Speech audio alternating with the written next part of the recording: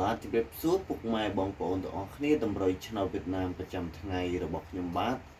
ក៏បានវិលត្រឡប់មកជួបពុកម៉ែបងប្អូនទាំងអស់គ្នាសារជាថ្មីទៀតហើយអញ្ចឹងតម្រុយឆ្នោតវៀតណាមប្រចាំថ្ងៃរបស់ខ្ញុំបាទថ្ងៃនេះដែរគឺថ្ងៃទី27ខែ3ឆ្នាំ2026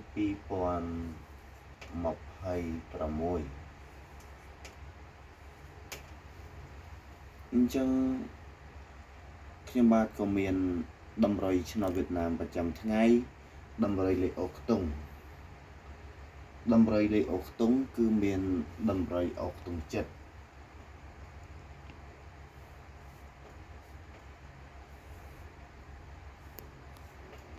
អញ្ចឹងនេះគឺជាតម្រុយលេខអុកខ្ទង់រីឯតម្រុយលេខតូចគឺមានតម្រុយ4គ្រាប់អញ្ចឹងតម្រុយលេខតូចគ្រាប់ទី1គឺមានតម្រុយលេខ7គុត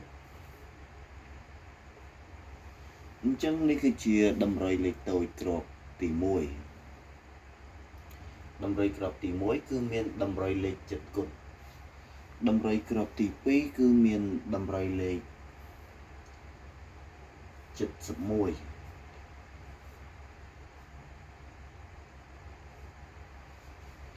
អញ្ចឹងនេះគឺជាតម្រុយលេខតូច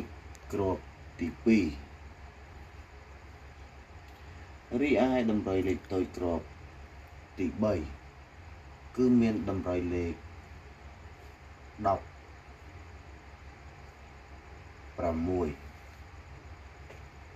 នេះគឺជាតម្រុយលេខតូចគ្រាប់ទី3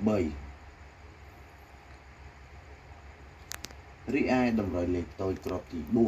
4គ្រាប់ទី4គឺមានតម្រុយលេខ29អញ្ចឹងនេះគឺជាតម្រុយលេខតូចគ្រាប់ទី4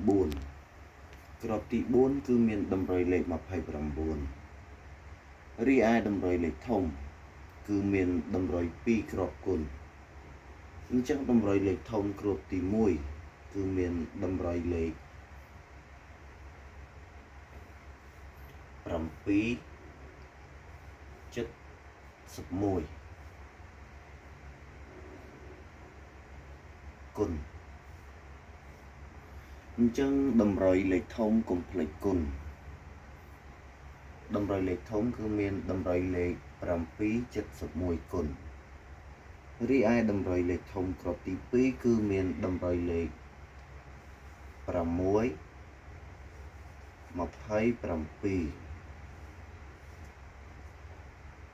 គុណអញ្ចឹងតម្រុយលេខធំកុំភ្លេចគុណអញ្ចឹងសូមបញ្ជាក់ម្ដងទៀតតម្រុយឆ្នោតវៀតណាមប្រចាំថ្ងៃរបស់ខ្ញុំបាទ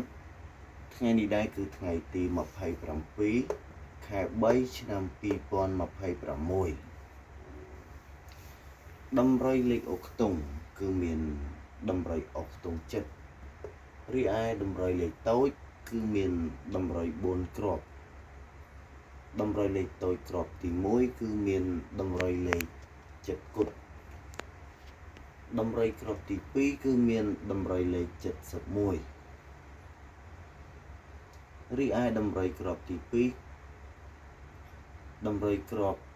ទី3គឺមានតម្រុយលេខ16រីឯតម្រុយលេខតូចគ្រាប់ទី4គឺមានតម្រុយលេខ29រីឯតម្រុយលេខធំគឺមានតម្រុយលេខ771គុណតម្រុយគ្រាប់ទី2គឺមានតម្រុយលេខ627គុណអញ្ចឹងតម្រុយឆ្នោតវៀតណាមប្រចាំថ្ងៃរបស់ខ្ញុំបាទក៏មានតម្រុយតែប៉ុណ្្នឹងទេខ្ញុំបាទក៏សូមអរគុណនិងសូមជម្រាបលា